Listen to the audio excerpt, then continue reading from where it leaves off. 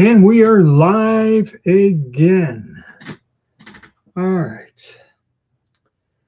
Another Sunday. Christmas week.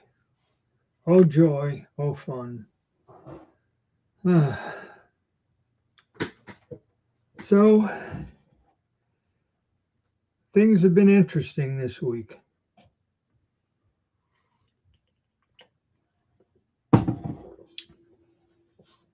Seen the metals hit an all-time high, silver and gold. And the economy is at a standstill. Oh, shit. Excuse me.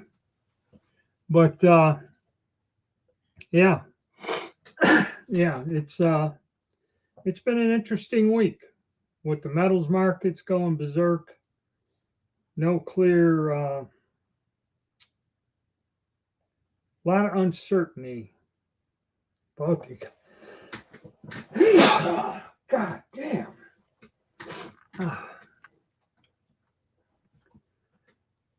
Yes, and flu season, and colds, and allergies. But what are you going to do? Yes, like I was saying, very uncertain times. Black Friday, Cyber Monday. Cyber Monday went on for 4 weeks in a lot of online places. So not an awful lot happening in terms of the economy. Things are slow, especially after years and years of panic, gun buying, ammo hoarding, and everything else. We are now in this giant slump, which more of it's just a bad economy more than anything else. And future looks uncertain. So we'll wait and see what happens. I mean, I have not seen prices gone up. A lot of places have either closed or cut back on production. You know, the FN stopped making those expensive SCAR rifles, SCAR rifles. Colt, when it came out with its limited edition AR retro series or reissue, I guess Colt's not making any sporting guns or commercial market guns. And a couple places have closed. Or Anderson was sold, Delton has shut down. I believe Olympic Arms for the longest time, I mean, way back. Olympic Arms up in Washington State built ARs. They've closed, but that's been years ago, I guess. I'm not quite sure. There are several manufacturers that are no longer in business or have been bought up by another company. So that's different. But other than that, and reloading is in the same place it's always been. Just not really good at all. I mean, you can't get some powders. There was rumors that one of the places that either you can call it reloading or remanufactures ammo has shut down production because they can't get powder. And it's said that the gunpowder has been diverted to the military industrial complex or for the war effort or whatever. I'm not quite sure what goes on, but sounds strange. But yeah, I don't know. So don't have many people showing up today. So I don't know if we're going to get any comments or activity here. But yeah, that's about it. Not much changed. Started to pick up a few other things in my collection. And that now you see them. I've got a couple guns on loan to do some videos about. I did not acquire them, but they are unusual and individuals I know will loan me an item to make a video talk about the history of it, and that people kind of like that, see their gun up there online. Something a little on the unusual side, you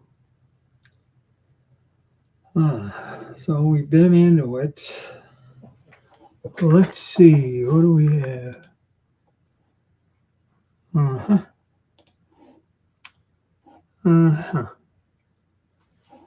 All right. I'm going to have to step away from the camera for a minute here.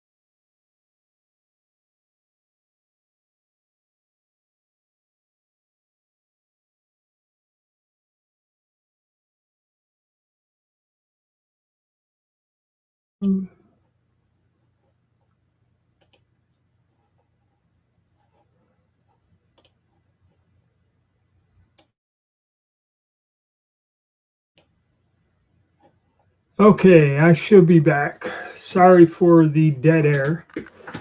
Oh, I see we got some comments. Sorry about that. I had to step away for a minute. Good morning and Merry Christmas. Yes, Christmas. Speaking of Christmas, I may do a Christmas morning live. While my wife's cooking in the kitchen, I have nowhere to go. So, for all of you that are bored and don't have much to do, I may go live uh, on Thursday morning, just for the hell of it. Good morning, morning, and good morning. Yes. So, get some water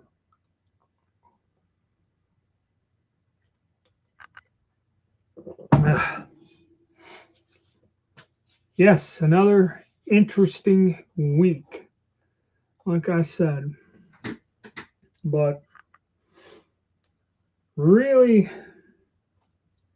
other than I did, oh yeah, that's right. I did a build. I was trying to build an A1.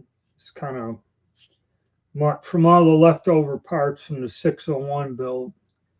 I got a 1 in 7 twist barrel, chrome lined, which I know isn't correct, but I was wondering what the A1 platform would do with a different style barrel. I think Atlantic had a bunch made by Southern Tactical that were assembled from A1 kits, and they put Green Mountain 1 in 9 barrels on them. Pencil barrels, I believe. I'm not quite sure. So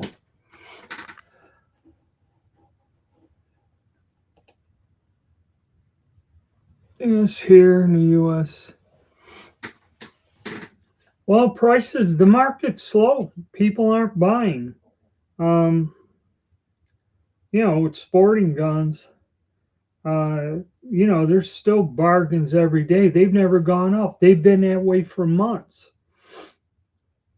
It's not a Black Friday year-end thing. Uh, and all that other stuff, price-wise. That's Australia. Okay, when they have mass shootings in foreign countries, they just confiscate everybody's firearm. Okay, that really has I don't see how what goes on in Australia would affect us here. Okay. They had that mass shooting in Denmark or one of these countries where there's no violence. All right. So really, that things like that, I don't believe have an influence on us. I mean, people can point it out and complain, but we have plenty of mass shootings. Look at the what is it, Brown University? No. And what I like to know is, has anyone noticed kind of an uptick in violent activity around them as the economy kind of gets tight? I've noticed there's a lot more shootings and incidents of violence throughout the local area, especially in the city itself. Um, and I believe there's a direct correspondence. When money starts to get tight, uh, people react violently. And not so much robberies. I mean, that hasn't kind of changed. There's always some sort of robberies or something. But I'm talking just, you see everyone runs with a camera now. There's some kind of a fist fight at a gas station. There's a shooting somewhere. There's uh, that. But if you look at how and if they tell you the truth about it, it's mostly like a group of people shot in one home. Is some sort of a personal argument. It's not per se a robbery or something. It's kind of like uh, an argument has gotten out of control and ended up with violence.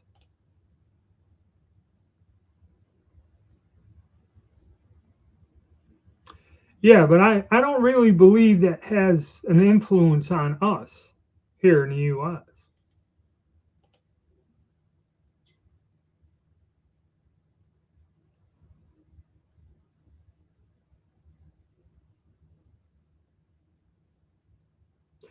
Yeah, well, see, this is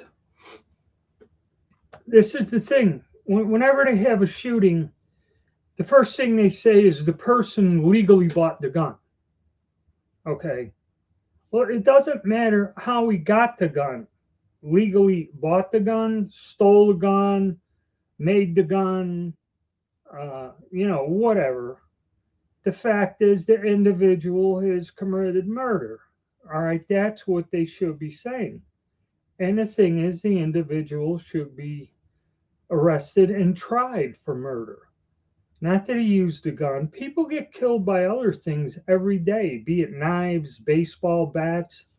They had somebody here in Greensboro, they got in an argument again, why they go to gas stations to have arguments or convenience stores. And a person got in the car, and the person they were arguing with went across the parking lot or run the person over and killed them. Okay. There was no gun involved. It's just what makes me nervous is how the violent activity is on the upswing. Okay. Not so much that there's terror in the streets. It's just people are worked up and they start to argue. And I believe there's a direct connection between the economy being down and money being short. Uh, and these personal arguments escalate into violence. Okay, not so much like walking down the street, you're going to get mugged or robbed or whatever. Um, but yeah, that's what I see.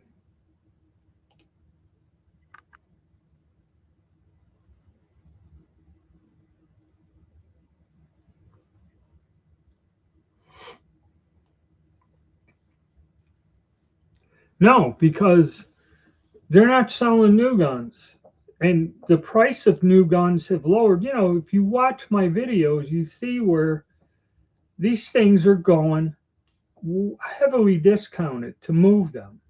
Okay, so if you bought one of these uh, firearms months ago and paid close to 400 or something, for the retail, but now you can get them for two and a half new. All right, what do you think the pawn shop's going to give you? You're lucky they give you $150 for it. Okay. I mean, that's the weird thing about the opposite end of the friggin' panic buying. There is a back wave, if you want to call it, to where your firearms, your older firearms are worthless. You know. Somalia. I don't know. I don't know nothing about the shooting down there. I did not keep up with that.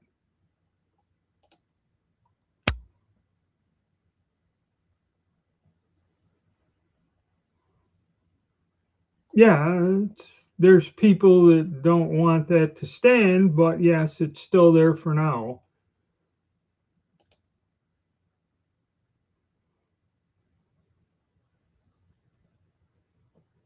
Yeah, I told you they're not going to give you nothing.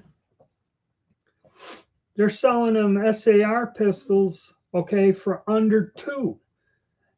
Used to be it was close to four when you went into the store to buy them. So they're you can get them at half price. Granted, you got to pay to have them shipped to your dealer and pay the transfer fee. So at 190, okay, add 50, you're getting a $400 gun for 240 new. Okay, not used. So if you got a used one that you paid, say 3.5 for at Academy Sports or somewhere like that, I think what was it? Sportsman's Warehouse was selling them. And they had them on sale. I think I paid close to four with the sales tax, and that they lowered it. They were like 400 some odd MSRP. They lowered them to 300 and something. Uh, and I bought one years ago. Okay. And now you can get that same identical pistol for 2.5. So when you go to bring that gun in, oh yeah, I bought this 4 or 5 years ago. What are they gonna offer you? $100?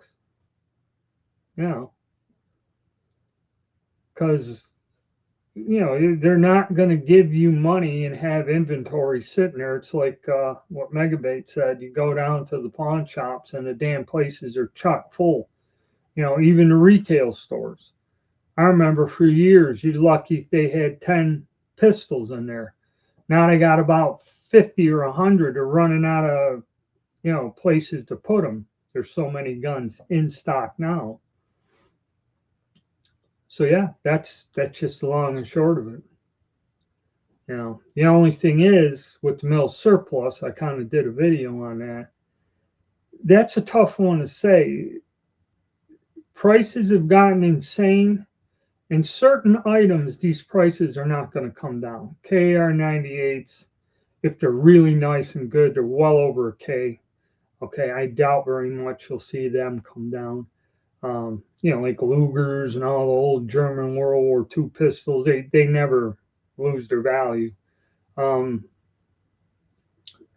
But some of the stuff, like that Star, I did a thing on that Star pistol, how I picked it up at an auction. That was, you know, ridiculous what I got it for and what they were going for just 4 or 5 years ago, what people would pay for them. And I mean, easily sell them, not maybe if, or even now, the Star Model 30s that come in, they're already discounting them because those things, whenever they popped up, would sell out like the Berettas. Some of the Beretta models would disappear within a week. They couldn't keep them in stock and get a good price for them. Now that's not the case.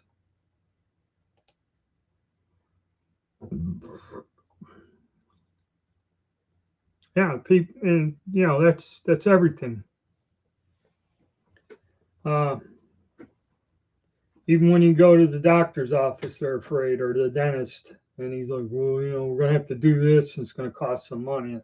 Whatever the fuck.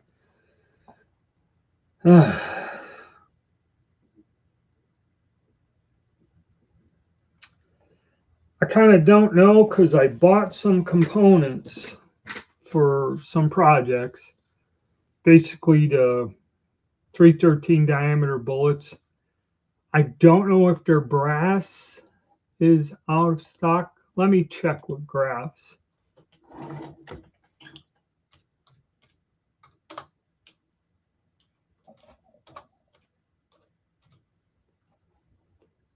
It's kind of like I had a guy that,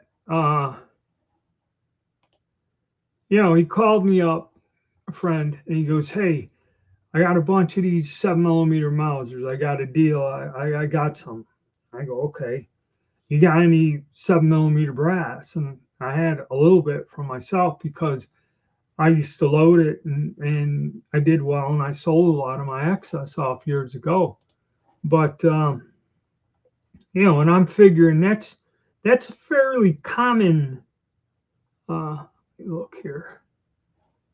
43 Spanish. Ooh, box of 20. Formed 42. That is expensive stuff. But something like that. All right, let's look at some mil surplus. 6.5 Jap. You got some Norma on sale. It's not cheap. And you got Privy. So 6.5 Jap, I'm not going to say. 6.5 Carcano, still in stock. Swedish Mauser. That's the 6.5 by 55. You got Lapua. You got Privy at 88 cents. The Winchester's out. Nosler's out. But you got it. And Hornaday's in. Hornaday's $1.12 a piece. That's quite expensive. That used to be a lot cheaper.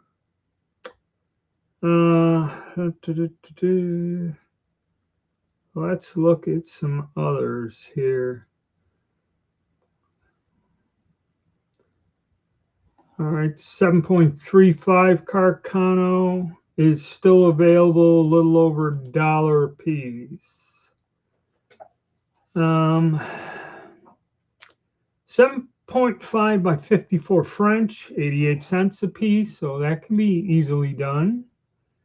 7.5 by 55 Swiss is in there. No, out of stock. Out of stock on that one. Let me make sure that the French. No, French is in stock. All right, so Swiss may be difficult. A lot of people do that. 7.62 out of stock and temporarily available Lapua. Argentine Mauser in stock. So that can be done. 7.7 Japanese in stock, $1.02. Went up. It used to be 80 cents. Let's look at some more of our 7. Let's see if the 7mm, 7 by 57 Mauser is still out of stock. Why, I don't know. Why that one would be out while the others are still in.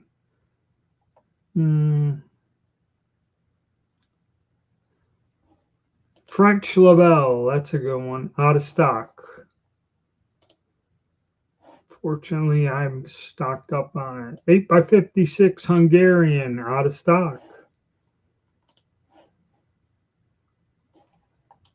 8mm Mauser. Ooh, all out of stock. That's pretty weird.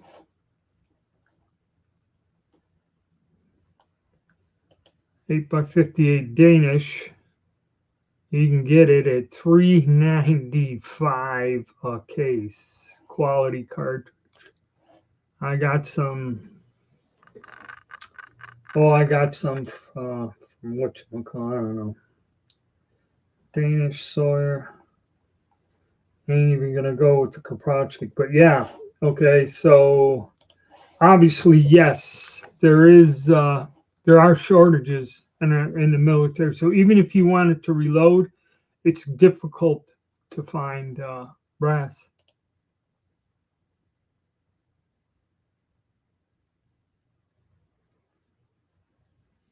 Yeah, it's like 375 where I am. Okay. Yeah, it's not. It's not. Let me see. Let me see if I got a gas receipt here. Yeah, I do. Now, when the hell was this? This was on the 13th. Price per gallon. I'm sorry. 274.9. 2749. So it is down. Yeah, 260. I was confused. I thought it was three something or whatever. I don't pay attention. I just need the damn gas. I pump it. You know,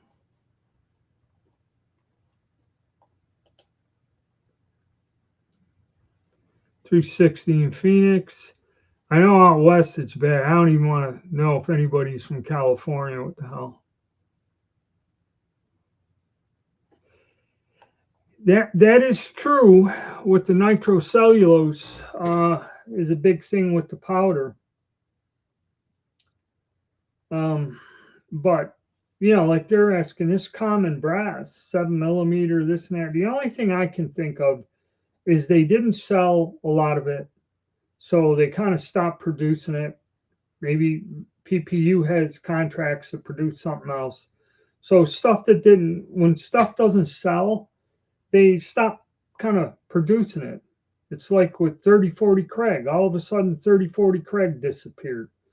And Remington and a lot of the places that made the brass, you used to be able to get it. They just stopped because they weren't selling a lot of it. Then it went crazy, and then like it's one of these deals where they make the ammo every so many years.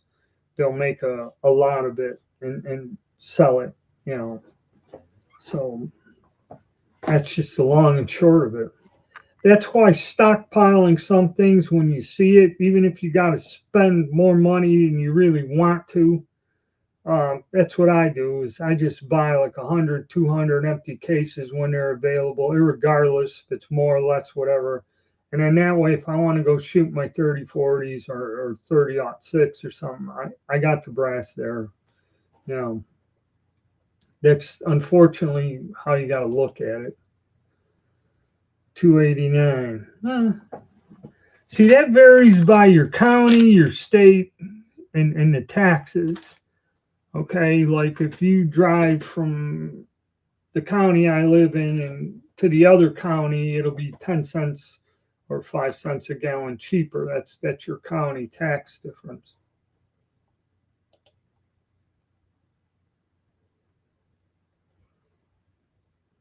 No, actually, somebody, a subscriber, sent me a huge thing of brass, 303 British brass, where he deprimed them.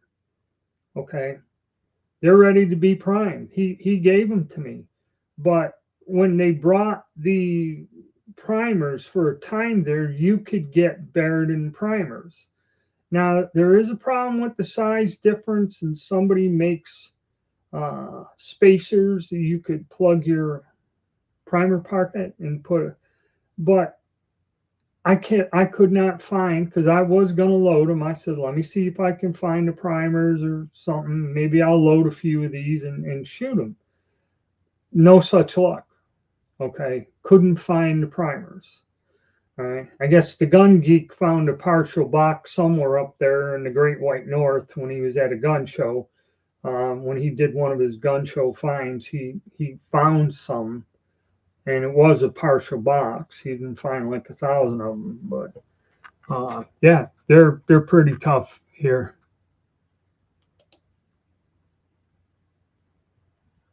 275. All right, yeah. So that's a little bit stay. It was better than $3 a gallon.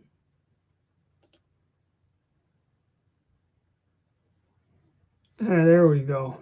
All them guys from Jersey.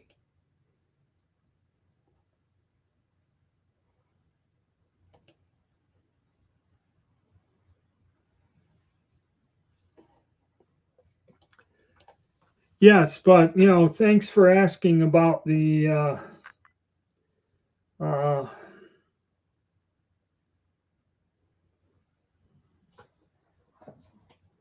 of the I think I missed one. Heard Russia got fired finding their ally down.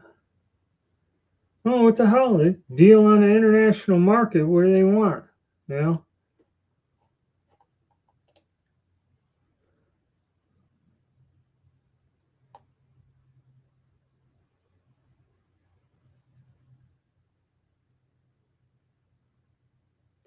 Well, that's one use. I used to have one of those 410 muskets. Sold that thing. Never should have, but you fire the 410 a few times, time to move on to something new and better. That's just the way it goes. Uh,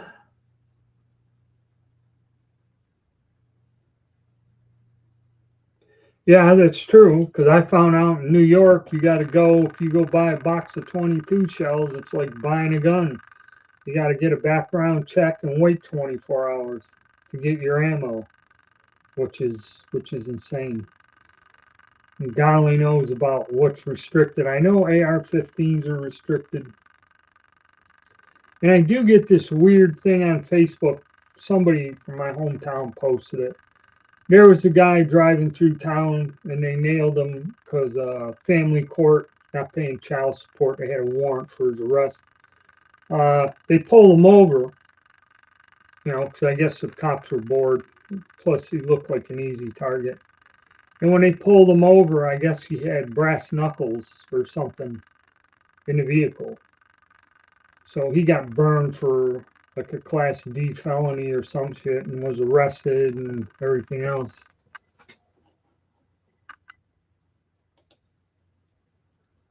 What do I think of those old Lee classic loaders? The ones that you hammer with a mallet and that? I've run across those and I've never used them. I know if you go to the Gun Geeks channel, he does reload ammo with them and show you all that. But surprisingly enough, those things sell more than you'd realize. Any of them that I get, I used to find them. I'd get a bunch of stuff, and there'd be some of the boxes with the Lee loaders, and I put $10 or $15 on them at the gun show. And a lot of dealers, and I mean, they come and grab them. And I asked the one guy because he had a good sized shop. He had some pretty expensive stuff. I said, "What are you buying it for?" He goes, "Oh, mark them up and sell them, And he's selling this used thing with a wrinkly, dirty, water stained box. He's selling it for just about retail, if not more. And he said there are a lot of people that don't want to spend, because I guess a good press is well over $100 just for the press alone. And, then you got to get dies and holders. And there are people, he goes, there are a lot of people that just want to load like 5 cartridges and they buy them damn thing and they pay money for them. I sold some for a friend of mine. He had like 3 or 4 of them and he had some weird calibers. I don't know if one of them was like a 300 Win or something or H&R Magnum or some shit. And I mean, these things were nasty. They were in a garage. Cardboard was stained in that, and the parts were rusted on them. And I sold them, telling people this has got rust and everything else on it. They had a bidding war on it. Sold for a considerable amount of money, which to me, I wouldn't even buy the damn things. Okay, but who am I to judge?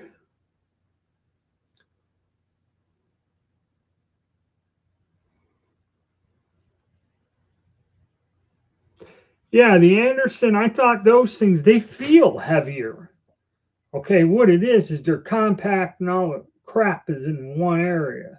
Okay, because that plastic buttstock ain't nothing. So they feel heavier, but the scale don't lie.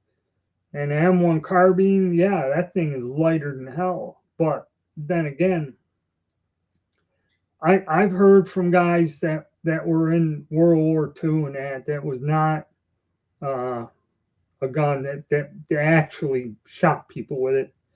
Okay, and he said when you put half a 15 round mag into somebody and they're still running at you, and he was that close to where he could see that he was hitting the person. Okay, that's how close the person got to him. Uh, yeah, a lot of people didn't like him, but you know, that's neither here. But that's what the Air Force, when they formed it, that's what they used because you were either on guard duty with a dog or something. I know a lot of the guys that were in the Air Force on the flight line uh, had dogs, and I guess you had the M1 carbine. A lot of them were issued that because they were more of a defensive force than an actual like infantry force type of deal. And that's why LeMay went with because I mean, compared to the two of them, yeah, the AR-15 is a hell of a lot better weapon than. And the selling point was when they had just the people qualify on the range for expert or whatever, or to get the lowest badge, which your score was so high, and you get the little medal. Um, he went and seen the people qualifying with the M14 was only like 22% qualified for expert. And then he said when they brought the AR-15 out, like 40 something of the airmen qualified for expert. So it's an easier gun to learn to shoot, I guess, and didn't recoil as hard and wasn't heavy. So that's why he kind of went with it. Was on those things. Yeah, I use them most of the time. Both of them, either the tapered ones for the pistol or the little collet ones. Those I really like for the rifle thing because very few dies now. It used to be the old Lees and the old RCBSs had some sort of roll crimp or taper crimp die in there. What I do is, if it's a caliber I can't get a Lee die, then I'll seat everything, adjust it, and then either taper or roll crimp with the RCBS or Lyman or whatever. But if I got a Lee, I do my final thing in the big press. Then that other little press, I'll put the crimp die, and I just put them in the tray, take them over, crimp them, box them, and done. So yeah, I use them. I use an assortment of all kinds of dies. Like there's some RCBS dies I like. Uh,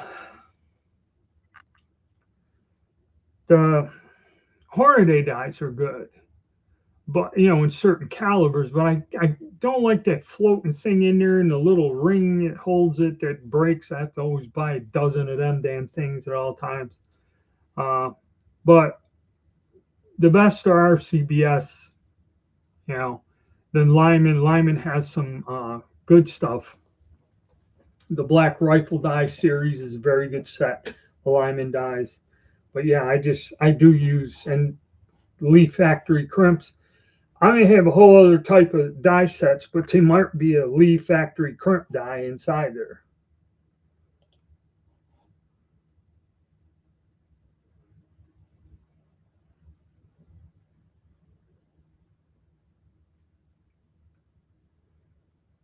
Yeah, see, I don't know, because the only friends I got up there that I stay in touch with, they'll buy a little bit of ammo to hunt or something. None of them reload. I was the only one that reloaded back home. Okay, so and shit, a lot of them guys either have passed away, ain't around, but I was the one. I'd load stuff for guys back in them days.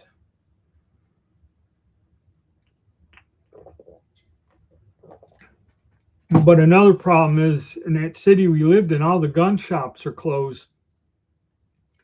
So I don't know. I think you got to drive miles away to West Winfield is some of the only places they got gun shops.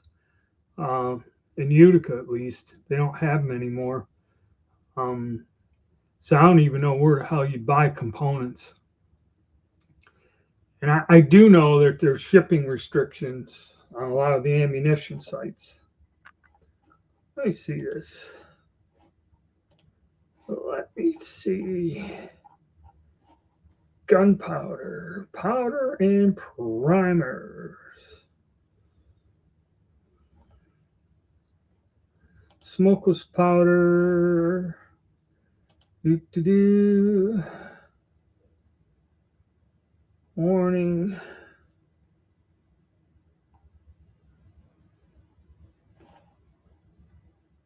Excursions.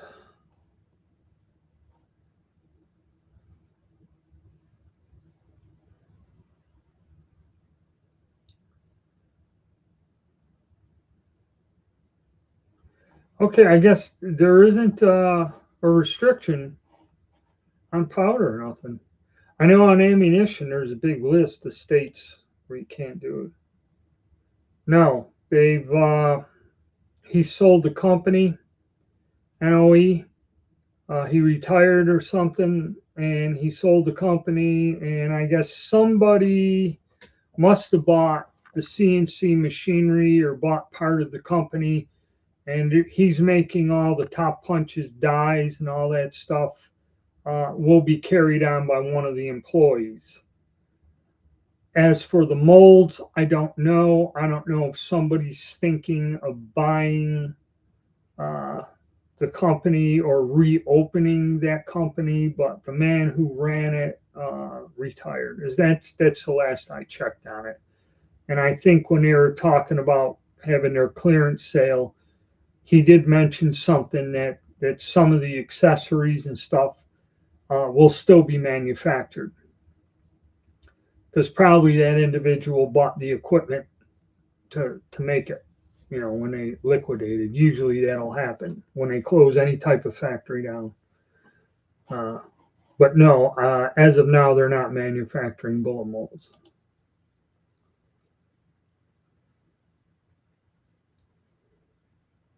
Yeah, yeah. I mean, that's the thing. They're popular with somebody because say you hunt with a gun. You know, I think my grandfather, you know, he had that sporterized 8 millimeter rifle he ended up with after the war. You know, if he bought 2 boxes of cartridges, you know, that lasted him close to 10 years, you know, because every time he fired a gun, he bagged a deer. So if he did that every year over 5 years, that's 5 rounds. And every time he'd go out, he'd shoot one or two to familiarize himself with the gun. You know, he'd go out before the season, make sure the gun's on. So, you know, it would take him 5, 6 years to expend a box of cartridges. And probably then he went and put the new ones in his hunting belt and then would buy, if he opened the second box, it's kind of what he did forever, you know. And if you were reloading and you saved the brass, generally out in the woods, you don't save the brass. That's why people kind of don't reload that hunt a lot.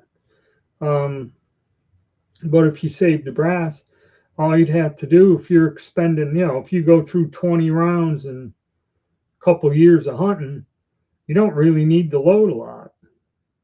You know, you load 2 boxes of shells and you're good for a while. You know,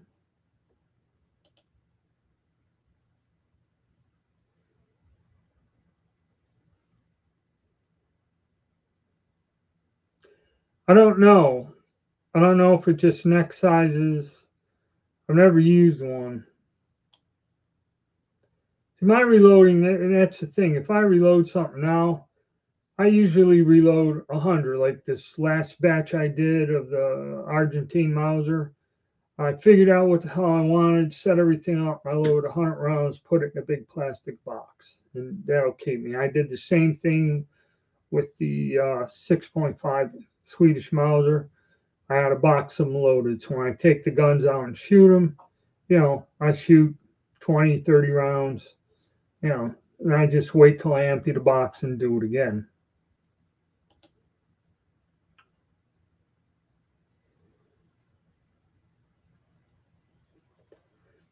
Yeah, but I mean, he's retiring, and that's what he's doing. I don't know if someone's going to take over or not. Uh, like I said, part of it has been bought by, I guess, probably one of the employees and that. But I don't know. They were pretty cool. Some of the molds were cool when he got them. The best place to go, and I mean a fair deal, is you go to Accurate Bullet Molds. And you find something there, or if you send him a drawing of a bullet, he'll cut whatever you want. You know, uh, there's a certain size. He doesn't do this because I think he machines these all out. He don't cut them with a cherry. Okay, he CNC machines these. So the cutter's so small, and he can only do from a certain diameter up, like 22 calibers and that. He don't do that. It's like about a 30 caliber and up. Um, uh, my 316 mold. Uh, Accurate. Let's take a look at Accurate.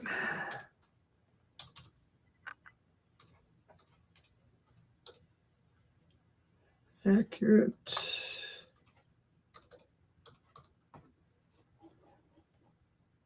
Accurate bullet molds caliber. Okay, 316.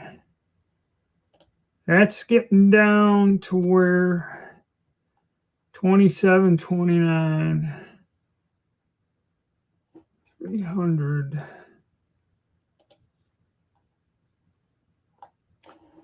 309.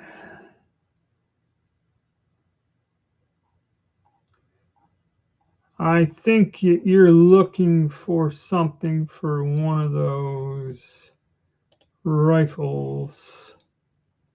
30 carbine revolver. 312.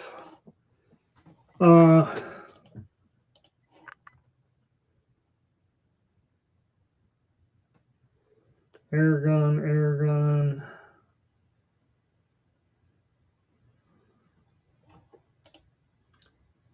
314 for the 30, 3220.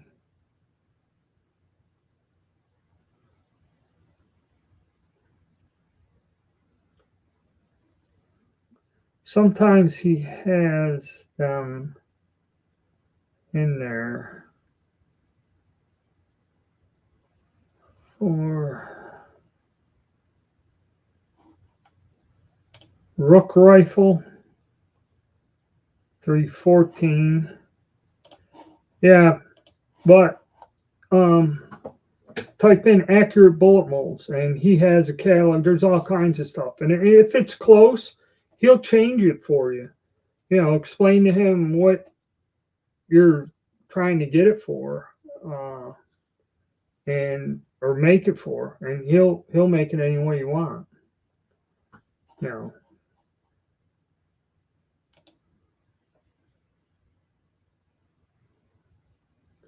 Moose molds, I think I heard of them. For Lee Enfield, size to 314. Oh, I got a couple of I bought some of them 314s or 316s. I remember them. All right, let me see. Let me see if he has something like that.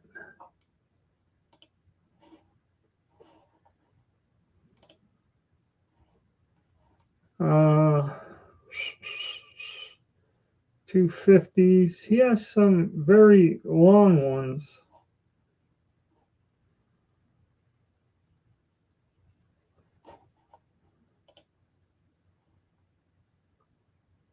$312s. Yeah, if you find a design in there, 180 grainers, 200s. What's this one? 312. You can have them bump it up to the barrel bands or something. Bump it up. But yeah, I know what you're talking about. NOE made some. I have them for doing the cast bullets. Tapered nose, 314. He has some right there you can order. There's 311, 195 gas checked. You can get them gas checked, or if you want to order it, tell them, they got one just like it without the gas check. 314 at the bottom, they're tapered. Yeah, he does. He has them there. So, and those are the heavy ones. They're in the 200 grain class, so you can use them. Pinfires.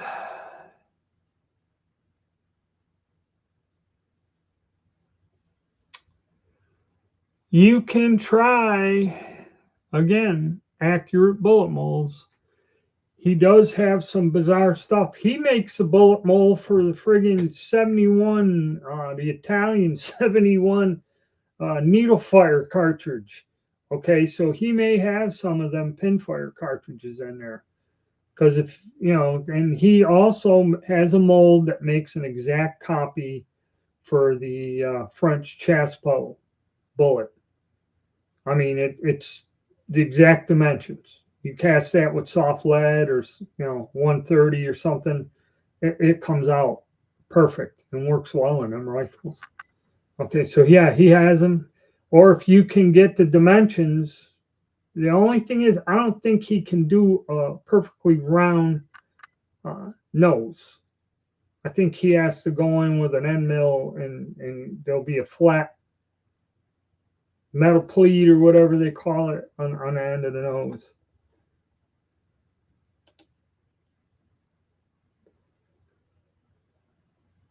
Yeah, they used to make a custom size and dies and everything. You call them on a phone, but um, I don't know.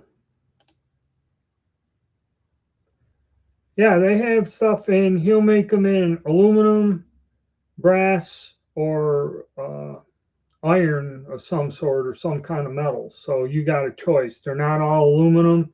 They're not all brass, and the price varies on the material also.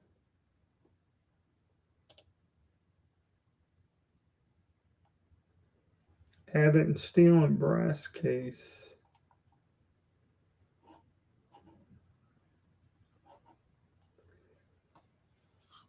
Yes, so that's all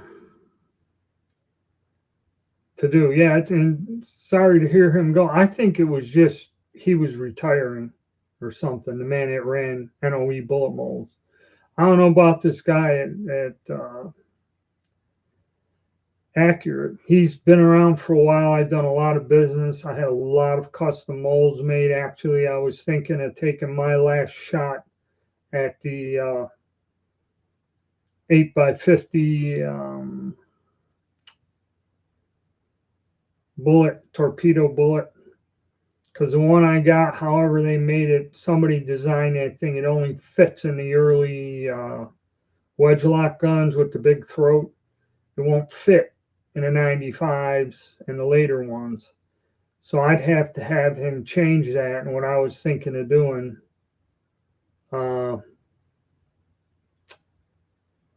is having him rechange the taper, take out the grease groove, get my expansion, my diameter right, and cast them and powder coat them and go with that. And I was thinking of doing that, and I'd finally eventually reach my goal after like 15 years of reloading something that'll go in the 8x50. And the thing is, they all cheat and just put the pointed 8x56 bullet in there because it will work in the gun. But I mean, making an actual long torpedo bullets that'll work and work in the Kropatschek rifle. Because the biggest mistake people make is a guy sold me a box of Kropatschek and with pointed bullets. And I seen a gun where one of the cartridges detonated in the damn magazine tube. Okay. And that was something I've always been trying to work. They deleted Sterling.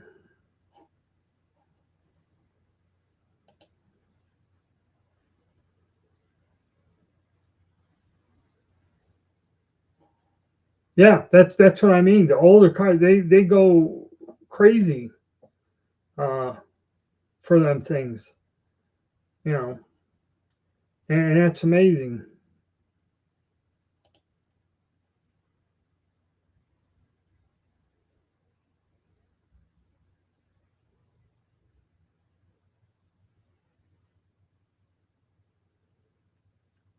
Yeah, I didn't say there was anything wrong with them. It's just like I said, I load 100 cartridges at a time. So yeah, that would be a little exhausting to do that.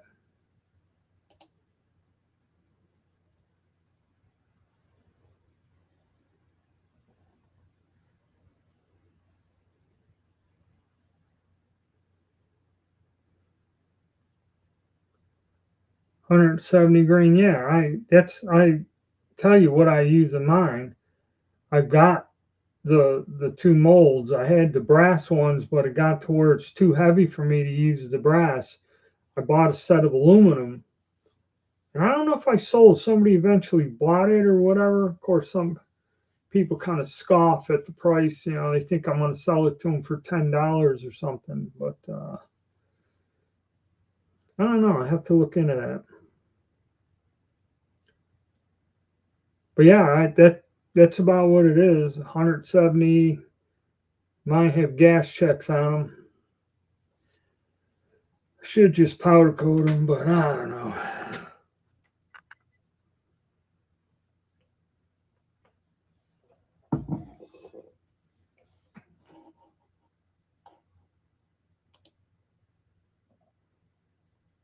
Oh, Sterling 9 food.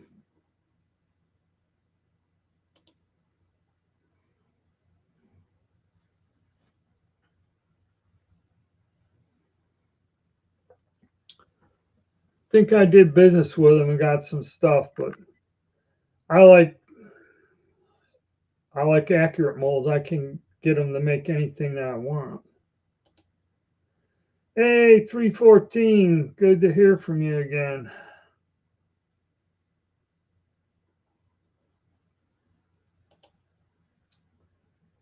MP molds.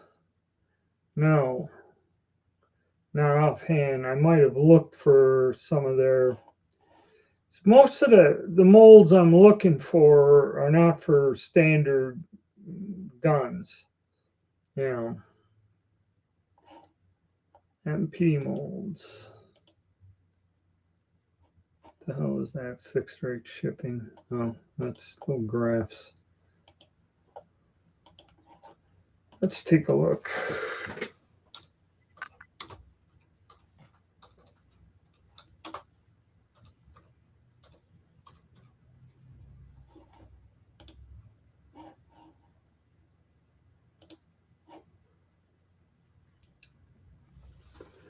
Let's take a look. MP molds.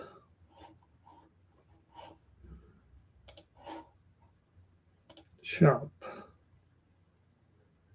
Yeah, that looks pretty well. Air rifles, round balls.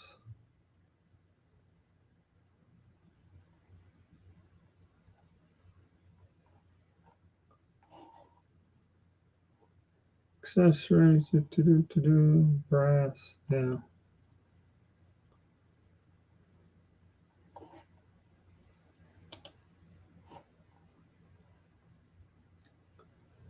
Let's look at something.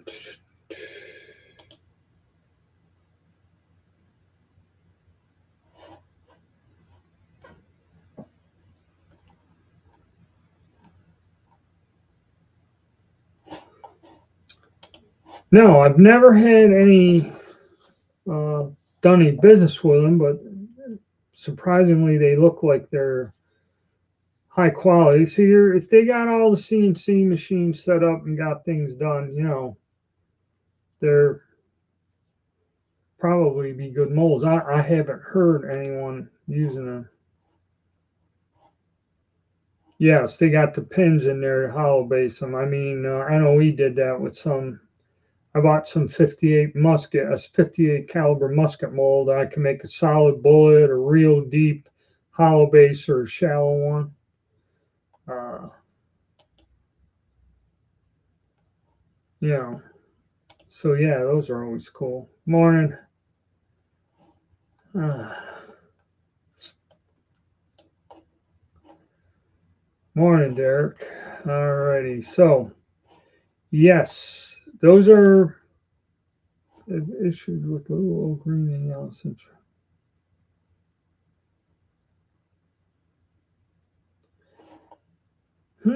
I don't know. For years, okay, them Corlock bullets, like an 8 millimeter, and that. My nephew uses 6.5 Creedmoor, uh, and really liked that ammo. I used to go deer hunting with it up there. Hmm. So you don't know what after the sellout, and uh, the ammunition factory is totally different from where they make the guns. They never made ammunition, I don't think, in firearms in the same place, and I don't know where the ammo uh, factory is. I do know here in North Carolina they had the office, the sales office for Remington was somewhere here in North Carolina. And the sales rep that used to come to our club, he'd bring sample guns and ammo. But I don't believe, I don't know where it was manufactured, the ammo. Okay, they're separate. But like the head of sales, he was here in North Carolina. He actually got promoted to something and moved before the big collapse, or they went bankrupt and everything got sold off. So, at least having him around, he'd explain to you how the hell everything worked and that stuff. But I don't know. See, that's when Remington was owned by that giant. They absorbed all those gun companies and names and everything into that one group. However, they did it. That they did close the factory up in Ilion, New York, which is a shame. They kind of had things in the contracts that if they ever did that, they could never use the logo and the name or something. But I guess that went by the wayside because it still is now.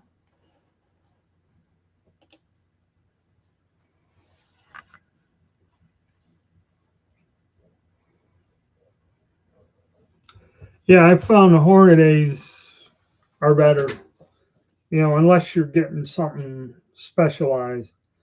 But Spear, Nosler, Sierra, they make good bullets. Okay, I've used all of them for years. A lot of it too depends on what the hell you're shooting. They make all these different styles, types, and shit that I can't keep track of. Kinetic Group, that's another one.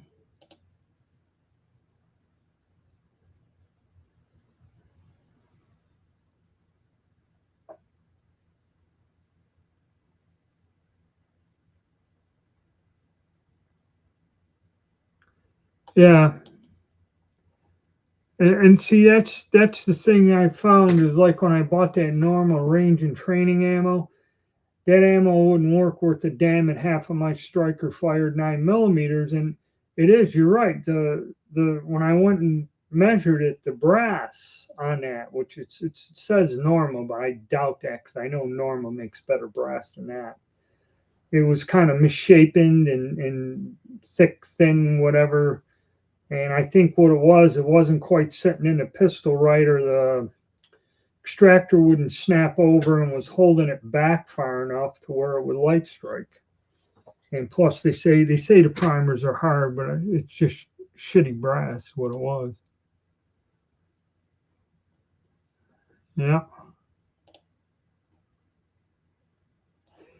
Yeah, I know, because especially you're putting a brand name on there and that ain't who the hell's making it like they did in the past. That's what you're buying. Yes. Because, and like you said also, if they consolidate it to one company, then they can just say, you know what, we're not making ammo no more. You know.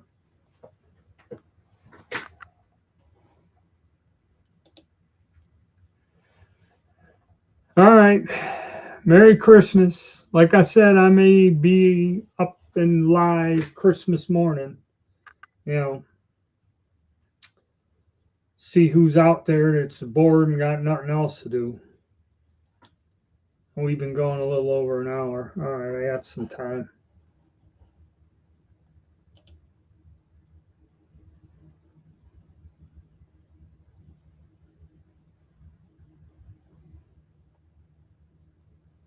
Okay, that explains it. Plus there's all of these foreign companies have uh, subsidiaries here in the U.S. I'll go back to that. Everybody's kind of clipping out. All right, man. Have a Merry Christmas and thank you for stopping by. Your input is always welcome as usual. Gives us something to talk about, you know.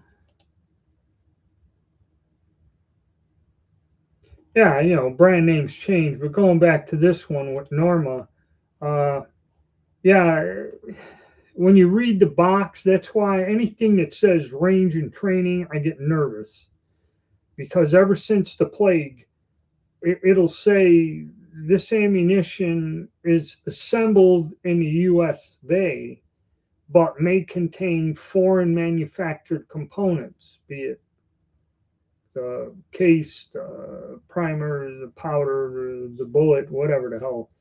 Um, and I found the quality of that ammo is sucky. Okay, the last decent stuff I got was that I think Max Magtech uh, zinc plated steel case ammo. That's still a best buy in 9 millimeter, you know. But now they got Blazer Brass down so close, it's just a matter of a penny or two, you know, $20 bill, $30 on a case or something. And you know, that stuff's fine. I like the steel because I don't reload 9 millimeter anymore. I figured out what the hell it cost me to reload it, and I'm saving like 50 cents on a box, you know, and expending all my powder that I could use the powder and the primers to make ammunition that is not that easy to find, like 9 millimeter Steyr or 9 millimeter Largo or any of them odd calibers that you just don't buy off the shelf anywhere, you know. So that's why, and it's getting tougher. It is. It's getting tougher every as time goes on. And with this economy screwed up like it is now, I have no idea. Right now, there's more ammo floating around, and you can shake a stick at. But and reloading is still uh, in a crisis mode as far as I'm concerned, and it's not getting any better. You know, primers are down to $80, 1,000. Maybe you'll catch a sale, but I doubt they're ever going to go below that. You know, I remember when it used to be $25, 1,000 or 30, 1,000. You know, you used to buy whole cases. I used to buy whole cases of primers for what I paid for, you know, 2 or 3 thousand. Or I buy a case of primers on sale. I used to buy double that for that amount. You know, it's like double in price. But what are you going to do? You know, can't force them to change. And then all these people carrying on about building another plant to make more primers. I don't know where any of this has gone. Um, yeah, I mean, I heard IMR stopped releasing certain brands. I mean, I love the powder, Matter of fact, I use more of that than anything else. Especially for the rifle rounds. But that's that's getting to where we're kind of screwed reloading. You know.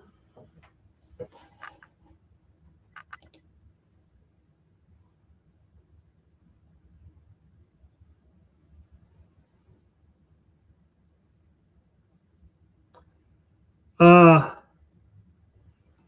Duplex. I mean, other than with the black powder, putting a little down on the primer, that was Elmer Keith and that crap of duplexing back, and it was back in the 20s. Okay, they blew up guns in that. That is not a good practice because layering a case with one smokeless and another and duplexing or even triplexing, okay, is not good.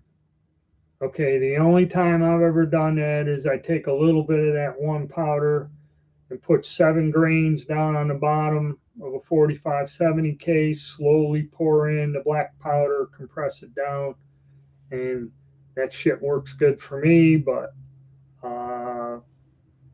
in the smokeless powder realm, like you're talking about, no. That practice went out a long time ago because Elmer Keith and them guys, they used to blow up 357 Magnums, 44 Magnums. I mean, good quality guns. They blew the damn things up. That stuff kind of went out of practice.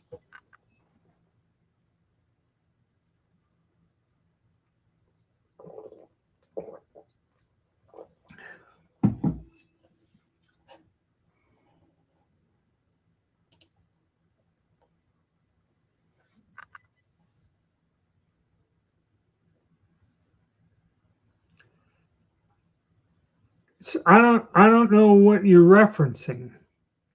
Anyone in the black powder knows where the duplex load is.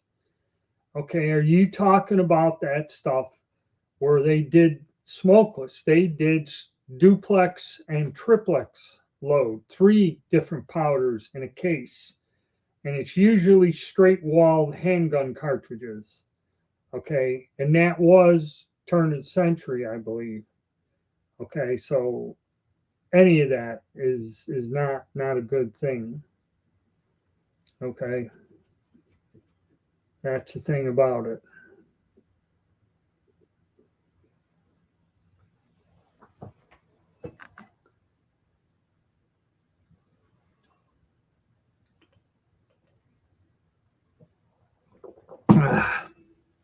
Mm. Better, a little bit clear throat.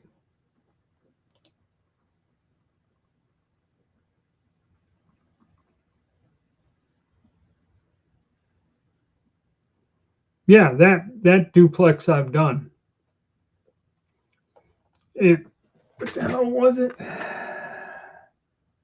SR 4759 is what I use.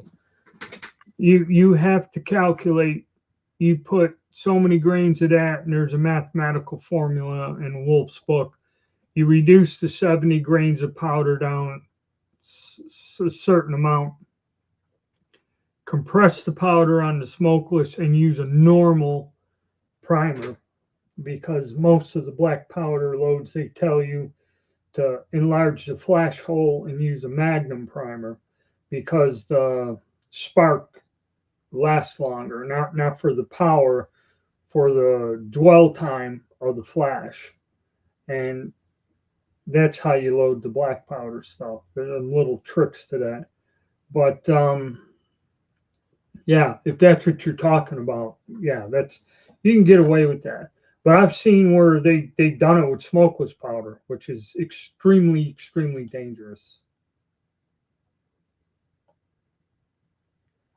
Yeah, you're talking black powder. You're not talking. You said turn of the century because back in the 20s they used to do some weird shit when they started coming out with the 357 Magnum and that.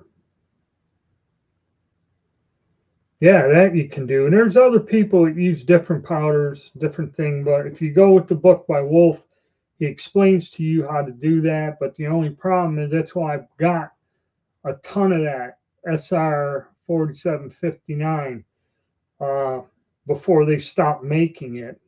That's the older, slower burning smokeless powders like Herco and all that other stuff. Uh, that stuff's kind of gone. But I think the SR 47, somebody was using that in a 300 blackout with like a 220 grain bullet. And I remember there was another guy who's rooting around looking for it like I was all them years ago.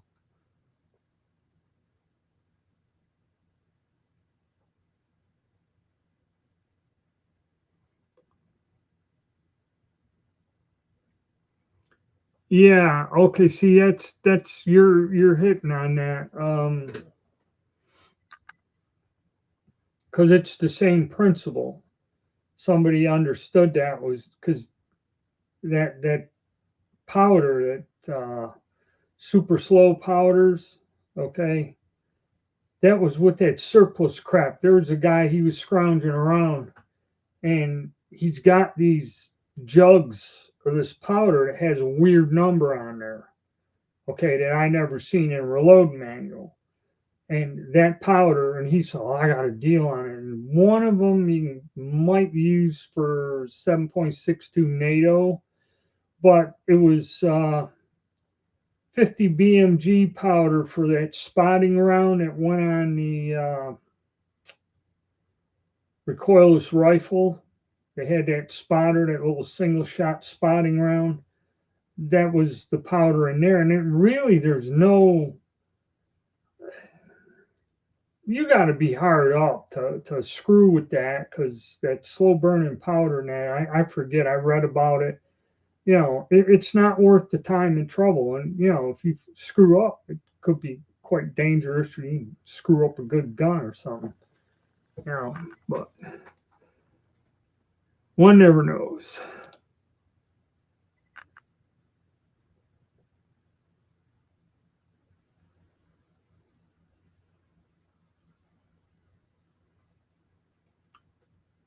Well, 1889 Swiss, you can just load with a cast bullet, or I forget how I loaded mine down. I don't know if I did a jacketed bullet load. Yeah, I did. And you can get away with it without running black in those guns.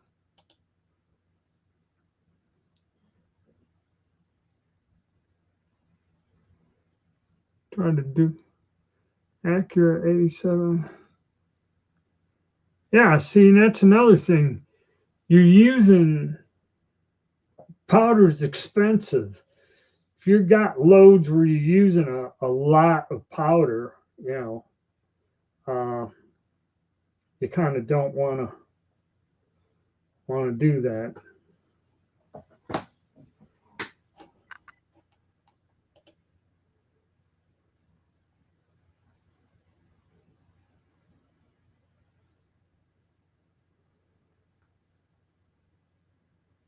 Yeah, that's true. You know, you're talking about cost and stretching.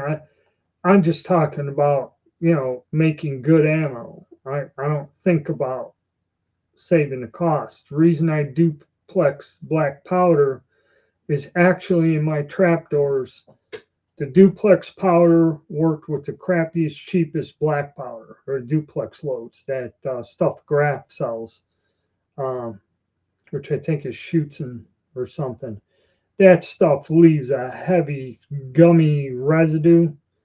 But when I duplex that powder in the 4570, they were the most accurate load. They're clean. You're right, less stuff to deal with. Burned a lot cleaner.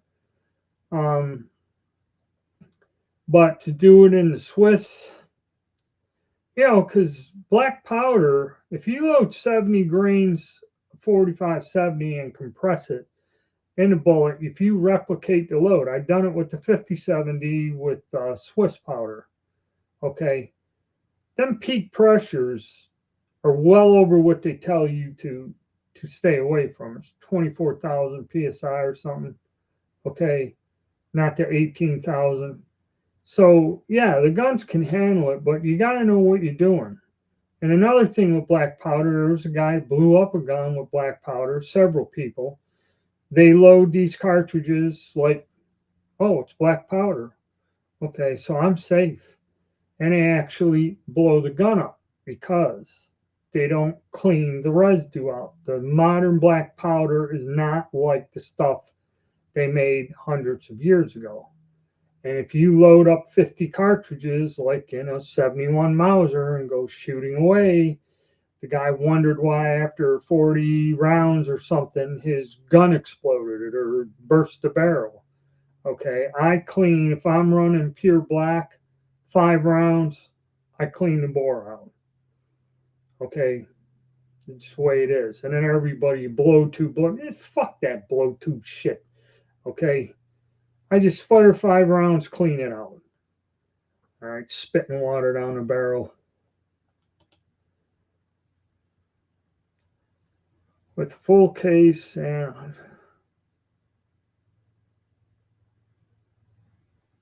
195 grain bullets. 1800. That's pretty good.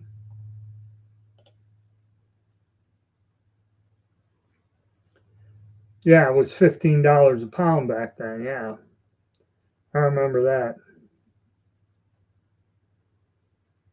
They even make it anymore?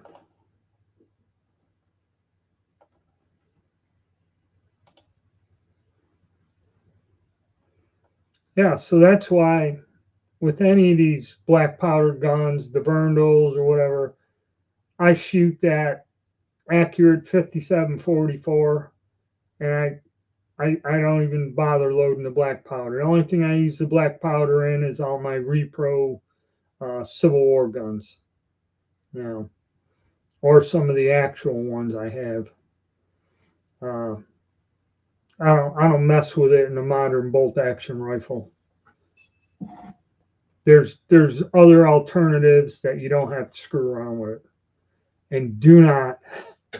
I know a guy went and fired at black powder substitutes, whatever the hell it is, in the Swiss guns, and it doesn't matter. They wreck the barrels in them guns.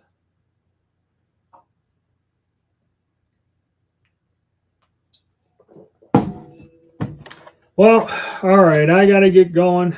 It's Sunday. Like I told you guys, if you're bored Christmas morning or want to slip away from the joy that your family brings you, I'll probably be live to anybody floating around out there with nothing better to do while I'm waiting on my dinner. And then might go to one of the local community centers to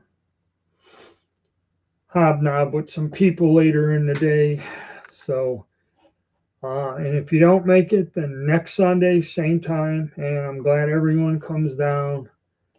And yes, we had an interesting conversation. Uh, but hey, check out me building that new retro on Rumble. I've got 16 small videos going step by step through it, and it's also on the MeWe thing, Coba's refugee camp. So all of it's there. Uh, and unfortunately, I can't put it on YouTube. I'm not gonna. So thanks. Yep. Merry Christmas and a Merry Christmas to you all. And I will see you fellas next week.